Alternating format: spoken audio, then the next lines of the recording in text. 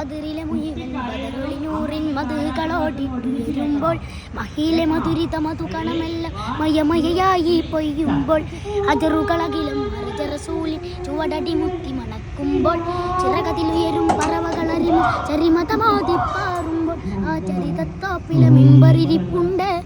ആ മിമ്പറിനുള്ളിൽ പൊട്ടിയ കൽബുണ്ട്. ആ പൊട്ടിയ കൽബത് മെത്തൊളി മുത്തിയ തടിയുണ്ട്. അത് മിത്തും സ്വർഗത്തട്ടും ചിത്തും കൊലലിൽ മുത്തും മണിമുത്തിൽ കരമത് തട്ടും മുട്ടും എത്തും സ്വർഗമകത്തും അതിനൊട്ടും യോഗ്യതയെല്ലാഞ്ഞിട്ടും നിത്യം പാപത് മുട്ടും നേട്ടും പൂമണയത്തും കൊതിയുണ്ട്. അല്ലാഹുവിന്റെ വിട്ടമകത്ത് കിടക്കും നിജമുണ്ട്.